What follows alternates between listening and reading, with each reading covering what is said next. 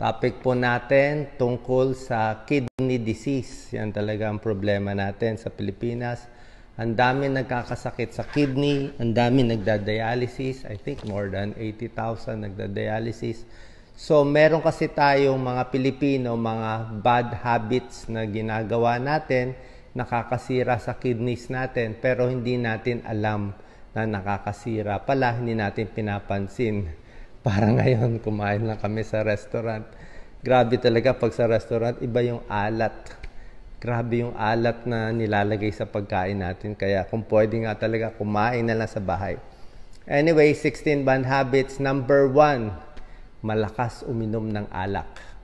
Yung talagang binge drinking, naglalasing. Kasi pag iinom ng alak, ang trabaho ng kidneys, alisin yung mga harmful substance sa katawan, kasama na rin yung alcohol. So, ang alcohol, hindi lang nakakasira sa liver, nakakasira rin sa kidneys. Isa pang problema sa alak, pag inom tayo ng alak, ihi ka ng ihi. So, ihi ka ng ihi, hindi mo alam na dehydrate ka na.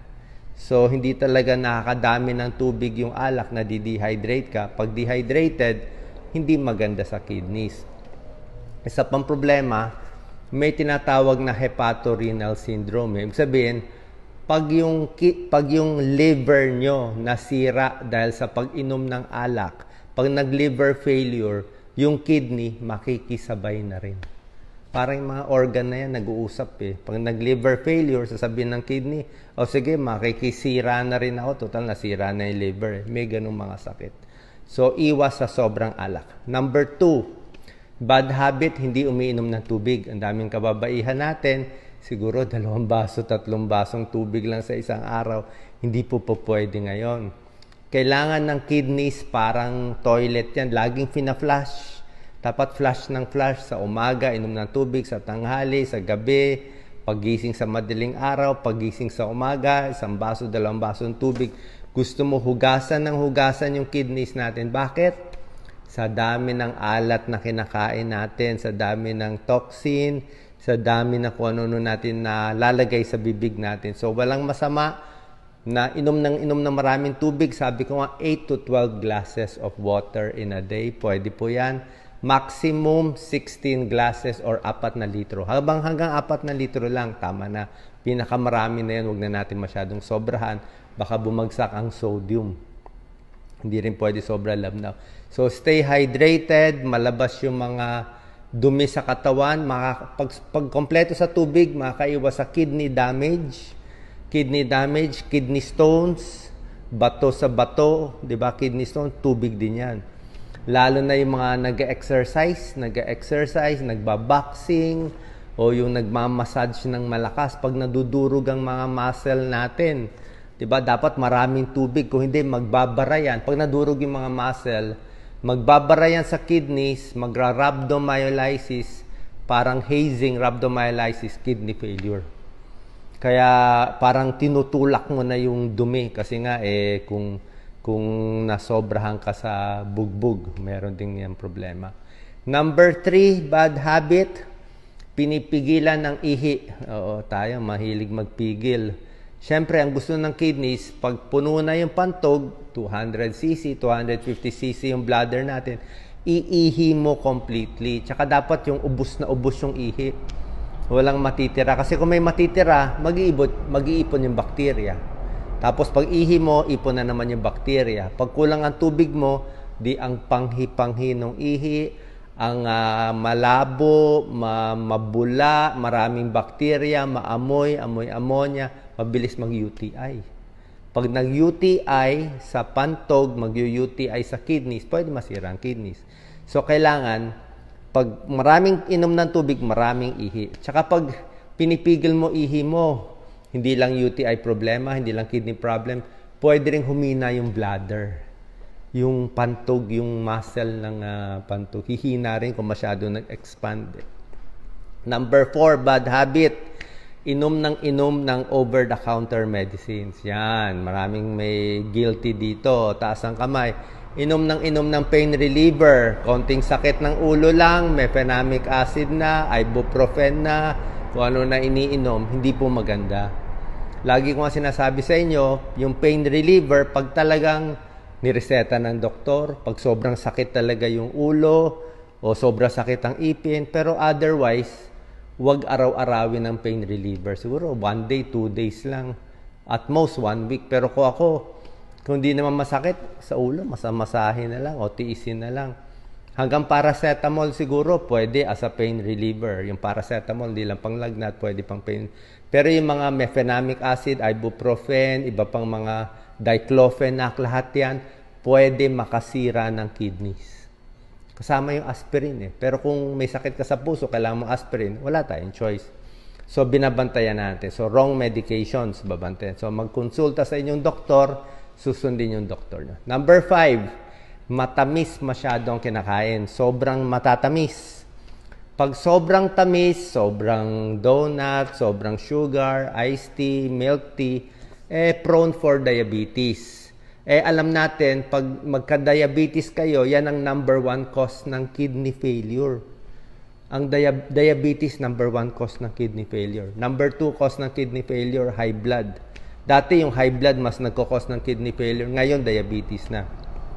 Isa pa, kung masyadong maraming sugar, fructose ang kinakain natin, tataas din ang uric acid. Pag tumaas ang uric acid natin, pwede maging uric acid stone, magbabara sa kidneys. Pag nagbara yung mga bato-bato sa kidneys, hindi na makakalabas yung ihi, makikidney failure tayo.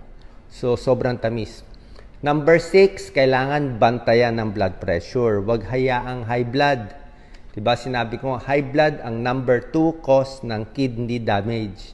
So, ang blood pressure dapat wala pa sa 140/90. Actually, 140/90, ayaw na nga ito ng kidney. Gusto ng kidney, 130/80 and below. Yan ang gusto ng kidney, 130/80 and below. Diba? 120/80, mas maganda.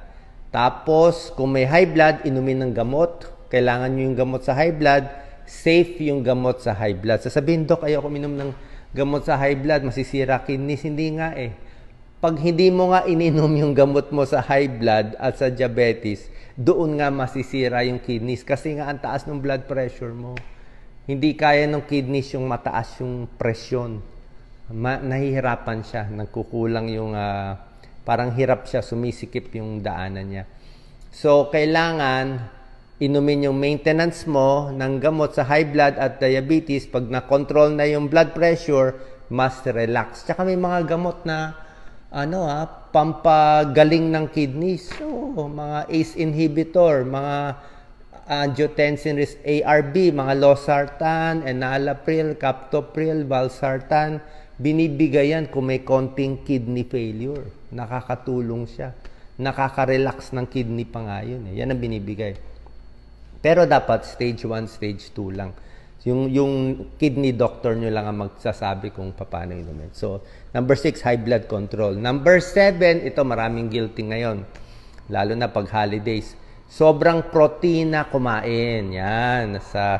Maraming Korean beef ngayon, di ba? Na nakikita ko, uso eh. Tayong mga lalaki, above 50 years old, may prostate problem, di ba? Bawal na protina, konti na lang, konting meat na lang tayo, di ba? Excessive protein, lalo na yung protina na galing sa baboy, baka, yun ang pinakaayaw ng kidneys. Ulitin ko yung protina na galing sa steak, beef steak, baboy, baka, lechon, yan ang ayaw ng kidneys. Yan din ayaw ng prostate. Yung lumalaki ang prostate, takot tayo sa prostate cancer. Konti lang meat. Kung kakain kayo, konti-konti lang. Mas maganda yung protina ng isda. Pwede rin protina ng manok. Pero mas maganda, kung bukod sa protina ng isda, mas maganda protina ng gulay. Anong protina ng gulay? Broccoli, may protein yon. Cauliflower, spinach, may protina yon. Munggo, mataas sa protina. Tokwa, tofu, diba? Protein, itlog, protein din. Yogurt. So, lahat to, protein source, pero mani, protein din. Mani, itlog, munggo, broccoli, protein source na hindi galing sa baboy at baka. Yan ang okay sa kidneys, yan ang okay sa prostate. Kasi pag sinobrahan mo yung protina, yan ang number 7 bad habit natin, Ano mangyayari? Ang protein, maraming toxin, nitrogen, ammonia, at ito pa, pag marami kayong protein, let's say kumain ka ng all you can eat na all meat, o yung parang 1 pound steak, yung talagang 3 beef steak siguro, yung kidney mo, ito turo ni Dr. Montemayor, magaling na kidney specialist. Sabi niya, yung kidney mo, kung dapat ang trabaho niya ay lakad-lakad lang, magja-jogging siya, tatakbo siya ng mabilis. Baga sa tao, overtime. Nag-overtime ka. Yung kidney mo parang naka-hyper siya, overdrive mode siya.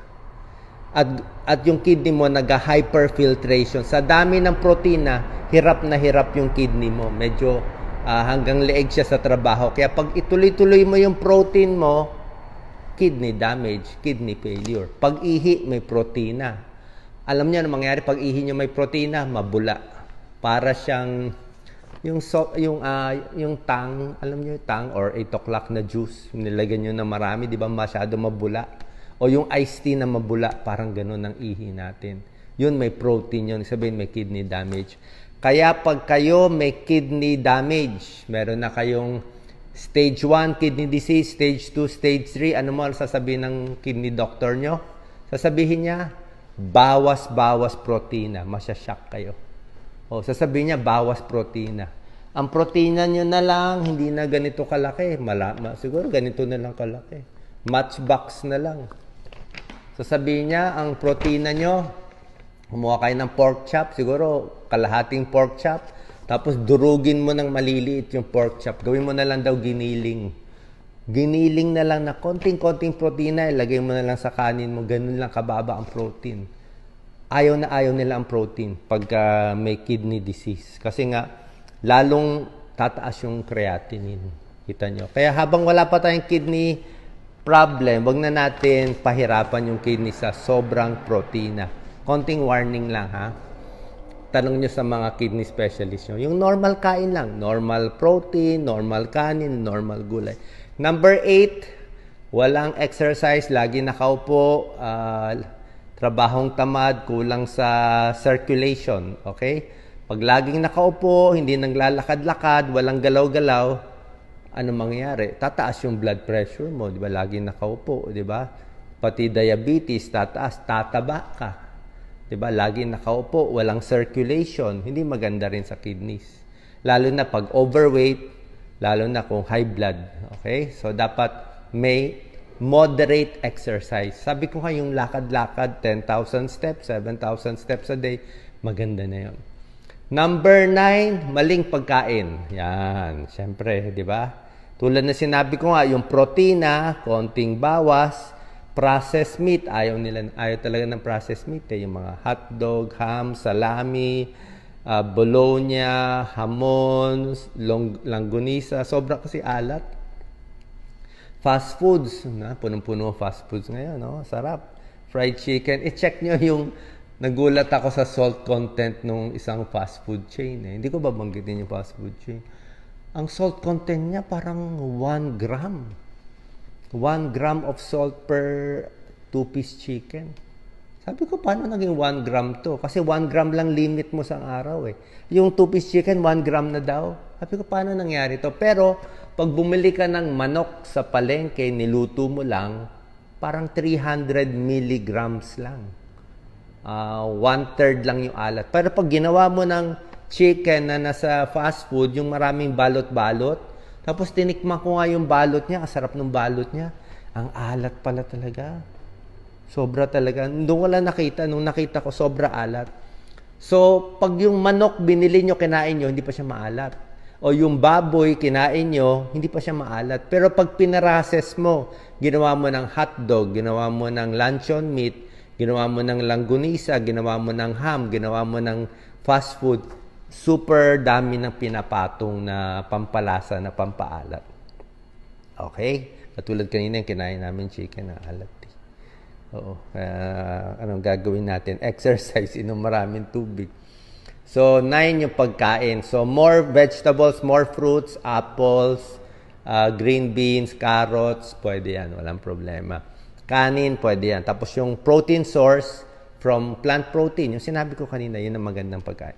Number 10, syempre, bawas alat. Nako, para bawas alat, kumain sa bahay. Yun na lang talaga.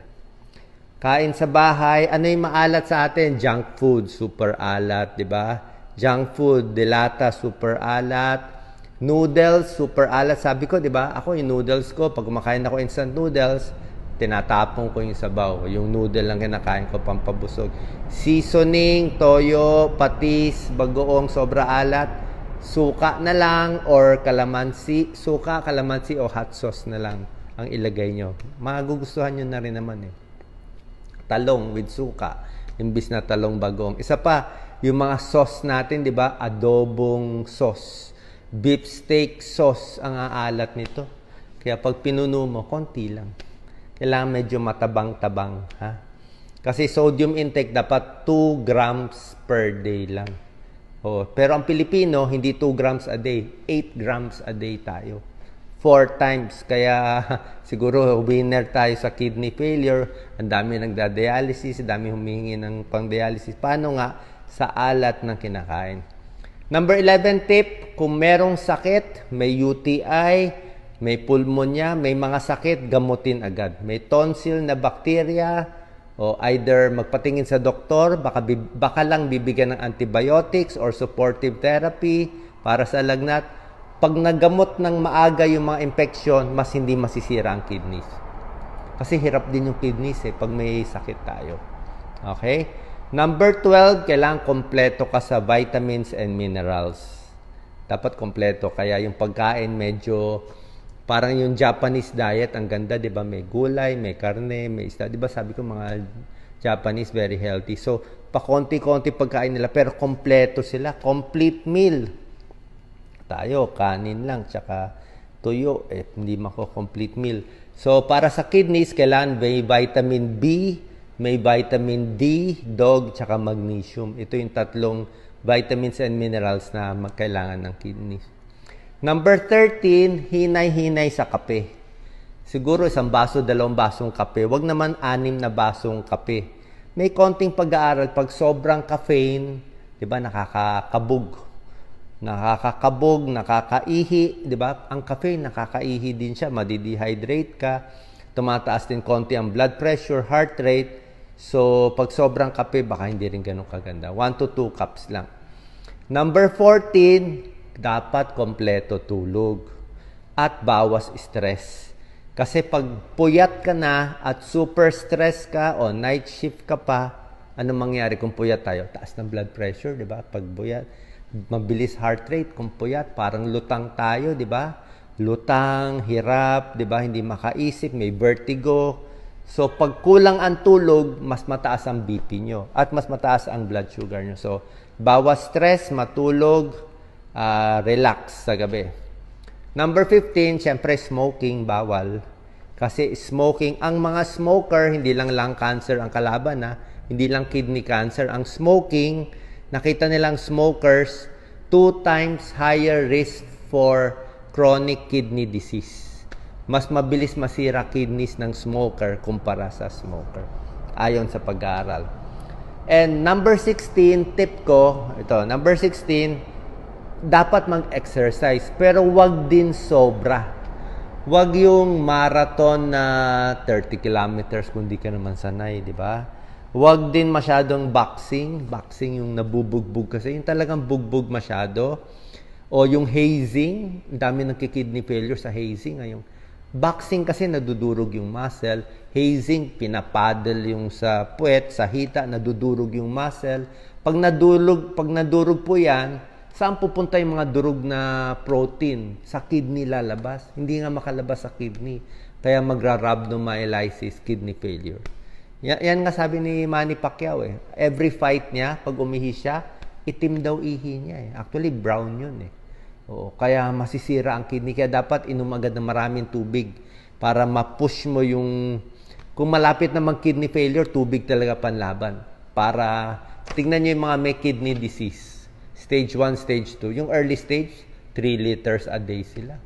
Oo, para talagang umandar lang. Kasi pag nag-kidney failure, wala nang ihi. Pag hindi na umihi, lagot na tayo. Paano pa lalabas yung dumi? Dialysis na tayo. Okay? So, yan ang mga babantayan natin. Ano ang 16 na? Yan po, mga habits. Sa pagkain, basically sa bahay, bawasan na yung alat.